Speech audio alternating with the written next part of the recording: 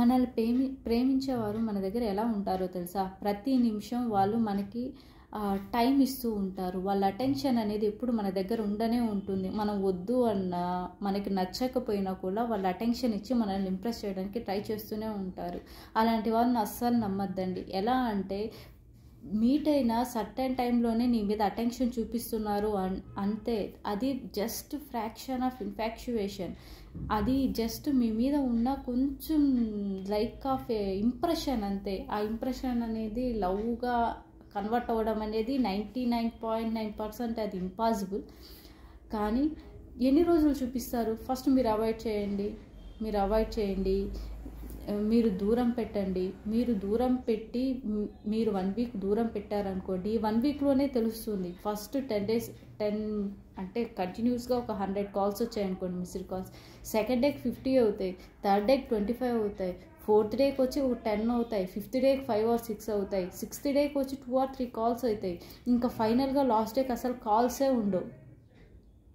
మనల్ని ఇష్టపడే వాళ్ళు మనం వద్దనుకున్నా, మనం ఏం చేసినా కూడా వాళ్ళు ఫస్ట్ 100 కాల్స్ అనేది విత్ ఇన్ 6 days వస్తూనే ఉంటాయి.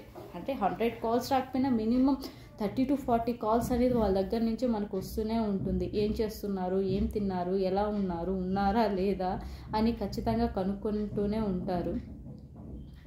మనల్ని టైం పాస్ చేసే వాళ్ళు ఎలా ఉంటారో తెలుసా?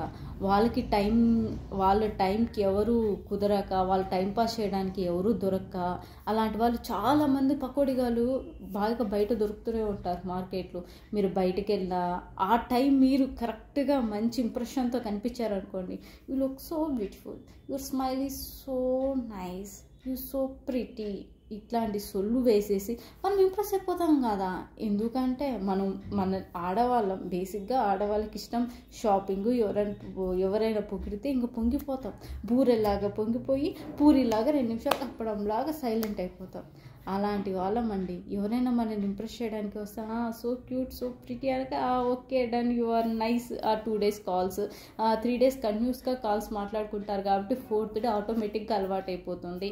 ఏ పని అయినా మీరు 21 days చేస్తే యాజ్ పర్ సైకాలజీ ప్రకారం మీకు అలవాటు అయిపోయినట్టు, వాళ్ళతో కంటిన్యూగా 20 days మీరు మాట్లాడిన 22 డేకి కంటిన్యూగా వాళ్ళకి అడిక్ట్ అయిపోతాం.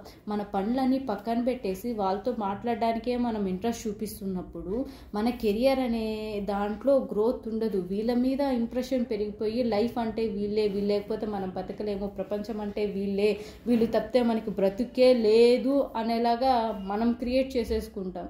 మన హ్యాపీనెస్ని మనం అలాగా వాళ్ళలో ఎత్తుక్కుంటాం. పక్కన వాళ్ళలో ఎప్పుడు ఎత్తుక్కోవడం స్టార్ట్ చేస్తామో అప్పుడే మన దగ్గర నుంచి మనకి సాడ్నెస్ అనేది స్టార్ట్ అవుతుంది. మనలో మన హ్యాపీనెస్ ఎత్తుక్కుంటే పక్కనవాడు మనకు అవసరం లేదు కదండి. అంతే కదా, నేను చెప్పేది నిజమే కదా.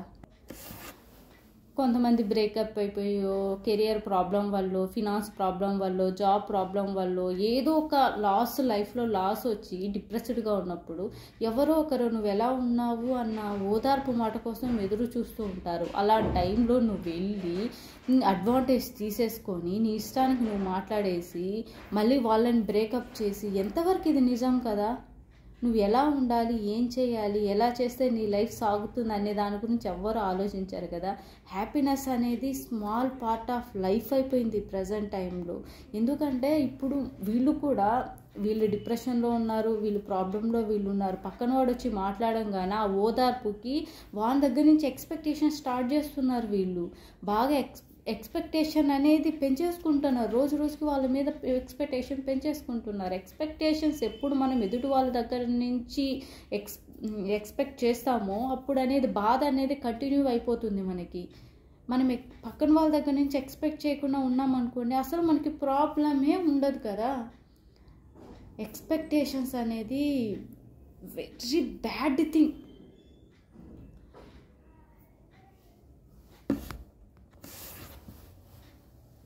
నాకు తెలిసిన వాళ్ళు అంటూ ఉంటారు, అక్క మేము లవ్ చేసాము, బ్రేకప్ అయిపోయింది, ఇప్పుడు నాకు టైం ఇవ్వట్లేదు.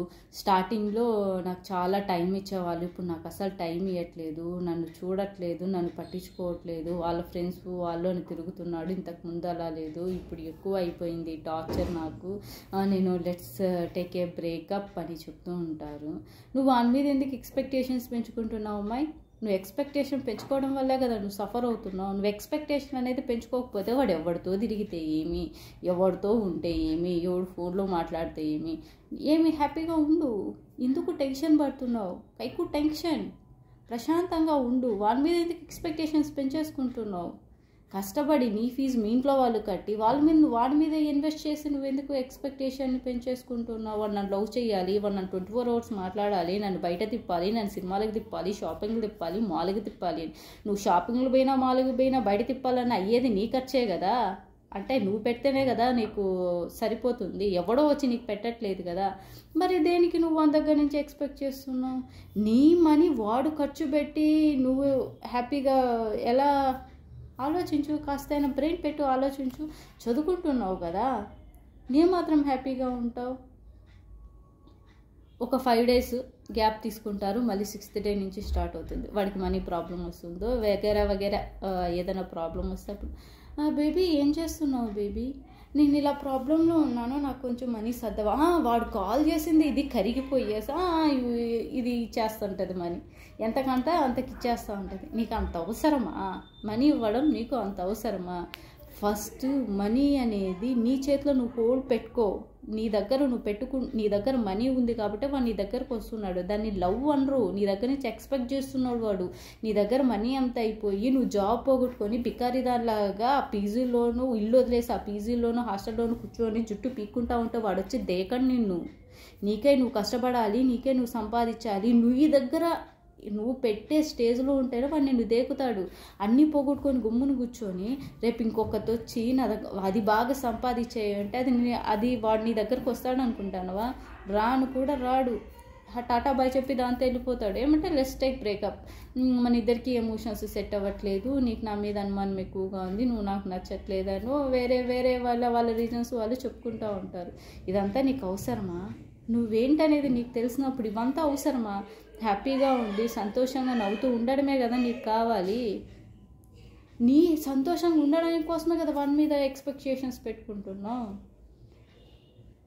నీ చెప్పడం కూడా అంటే నీలో నువ్వు హ్యాపీనెస్ ఎత్తుకో, నీకే నువ్వు ఉండడం అని చెప్పడం కూడా అలా చేయడం కూడా చాలా కష్టం. కానీ ఒకటి అలవాటు చేసుకో, ఫస్ట్ నువ్వు నీలో హ్యాపీనెస్ వెతుక్కోవడం అంటే నీ పనులు నువ్వు చేసుకోవడం. ఎలా అంటే మార్నింగ్ లేచి నీ బాడీ మీద కాన్సన్ట్రేషన్ చేయడం, మంచి ఫిజిక్ మెయింటైన్ చేయడం, బాడీ ఫిట్నెస్ మెయింటైన్ చేయడం, నీ ఫేస్ మీద కాన్సన్ట్రేషన్ చేయడం, నీ కెరీర్ మీద కాన్సన్ట్రేషన్ చేయడం, నీ స్మైల్ మీద నువ్వు కాన్సన్ట్రేషన్ చేసుకోవడం, నీ ఫ్యాషన్ మీద నువ్వు కాన్సన్ట్రేషన్ చేసుకోవడం, నీ డ్రెస్ మీద నువ్వు కాన్సన్ట్రేషన్ చేసుకోవడం, ఆఖరికి నువ్వు వేసే చెప్పుల మీద కూడా నువ్వు కేర్ తీసుకోవాలి. అలా తీసుకుంటే పక్కనోడి మీద టైం కుదరదు. ఎందుకంటే ఈ పనులన్నీ మనమే చేసుకోవాలన్నప్పుడు పక్కనోడితో మనకేం పని, ఏం అవసరం? అసలు అవసరమే ఉండదు కదా. అనవసరంగా ఎక్స్పెక్టేషన్స్ పెంచేసుకొని బాధపడిపోయేసి వాడి మీద ఉన్న ఇంట్రెస్ట్ జాబులు పోగొట్టుకొని ఎందుకు అమ్మాయిలు ఇంత కష్టపడుతున్నారు? హ్యాపీగా ఉండండి, సంతోషంగా ఉండండి, సంతోషంగా జాబులు చేసుకోండి. అదే కదా ప్రతి ఒక్కరికి కావాలి. నువ్వు అనేది 10 రూపాయలు సంపాదిస్తేనే కదా, లేకపోతే ఎవడు నిన్ను దేకుతాడు? ఎవడ దేకడు. నీ లైఫ్ నువ్వు లీడ్ చేసుకోవాల్సిందే. మీకు మరిన్ని ఇటువంటి మోటివేషన్స్ కావాలన్నా, ఫన్నీ కావాలన్నా, ఎంటర్టైన్మెంట్ కావాలన్నా follow my channel. Please subscribe my channel.